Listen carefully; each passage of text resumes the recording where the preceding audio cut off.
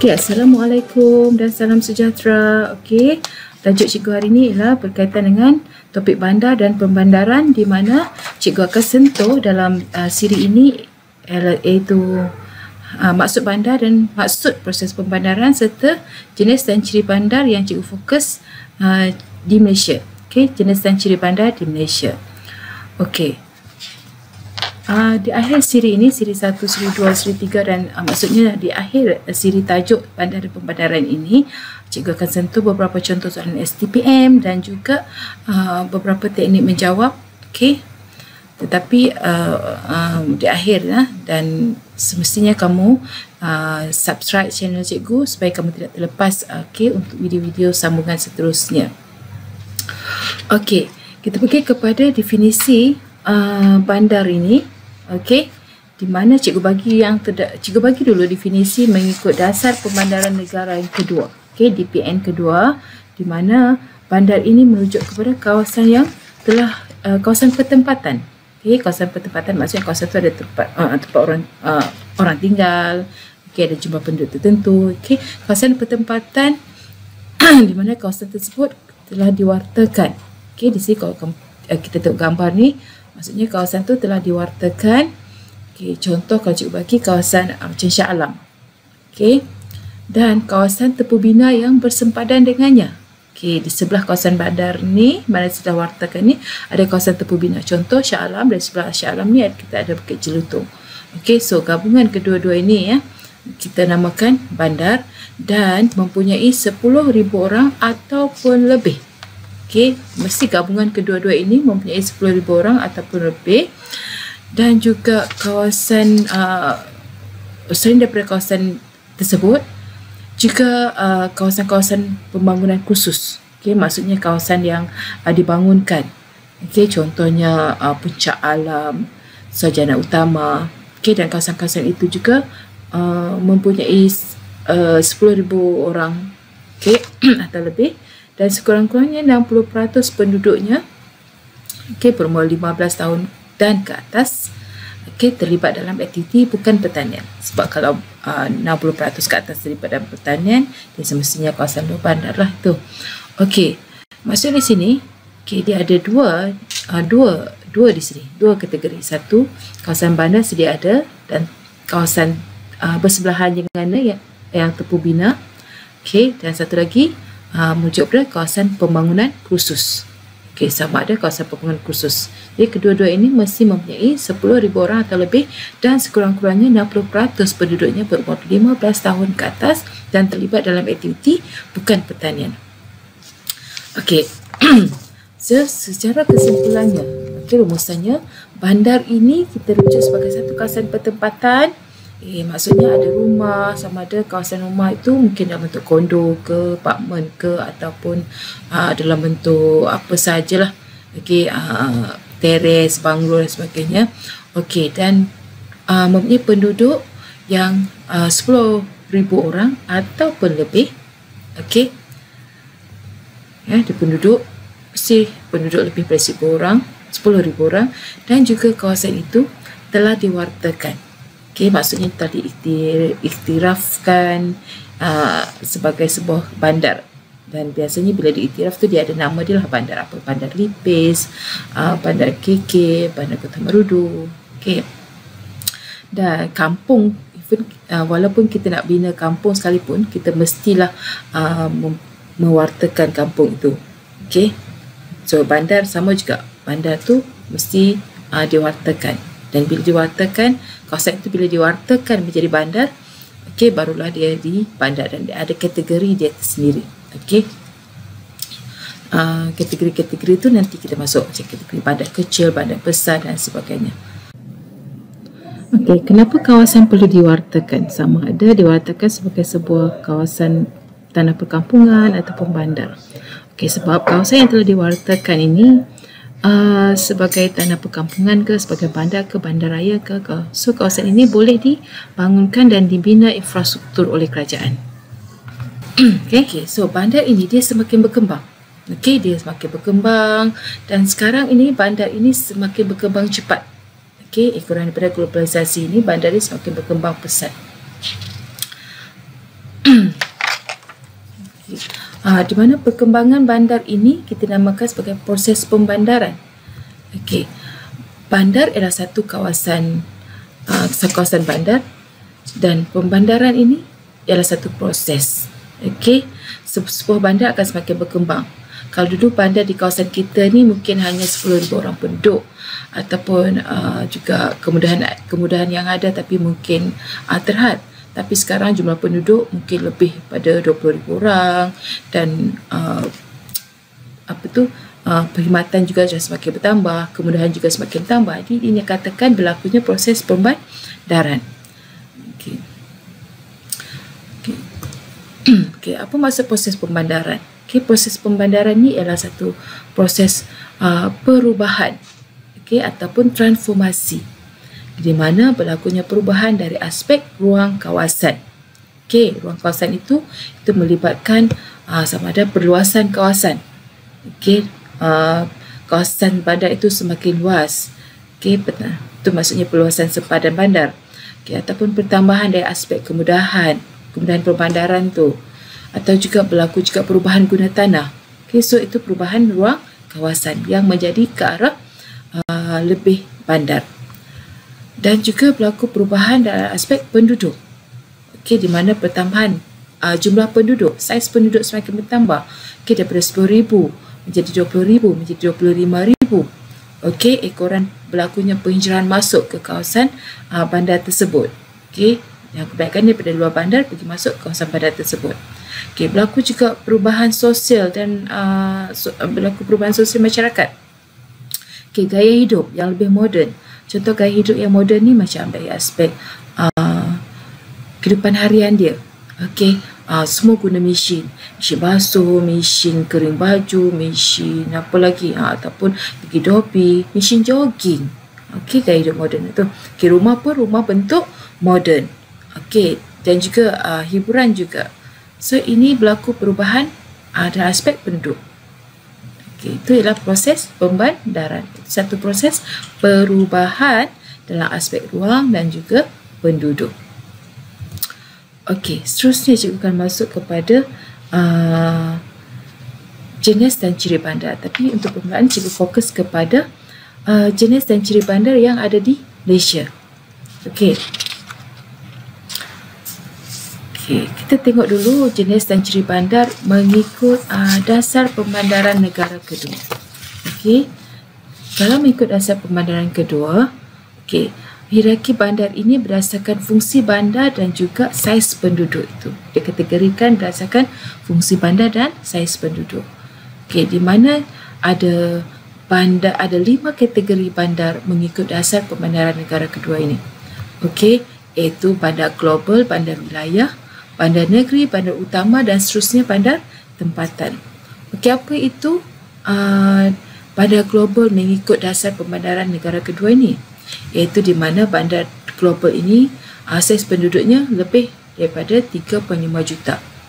Okey, dan bandar ini mempunyai kepentingan dalam sistem ekonomi global. Okey, yang mempunyai kesemua ataupun sebahagian besar fungsi itu di peringkat global. Okey, contohnya yang diberikan oleh dasar pembandaran negara kedua ini bagi kategori bandar global ialah seperti Kuala Lumpur dan Putrajaya. Okey, manakala bandar wilayah iaitu rujuk kepada saiz penduduk yang lebih daripada 1.5 juta hinggalah 3.5 juta penduduk, di mana antara negeri-negeri dia merujuk kepada ibu negeri seperti Georgetown di Pulau Pinang, Kuantan, Pahang, Johor Bahru, Labuan dan Kota Kinabalu, Sabah. Okey, di mana ibu negeri yang disebut ini mempunyai pengaruh ekonomi dan juga pentadbiran yang melepasi sempadan wilayah ataupun negara. Okey, dan dia hampir menghampiri bandar global ni. Okey, bukan bandaraya global, bandar global. Okey, di bawah daripada bandar wilayah pula ialah bandar negeri.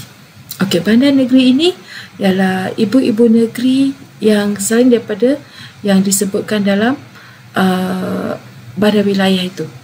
Okey, seperti Kangar, Alor, Shah Alam, Seremban, Bandar Melaka, Kuala Terengganu, Kota Baru, okey, di mana yang tidak termasuk dalam bandar wilayah itu.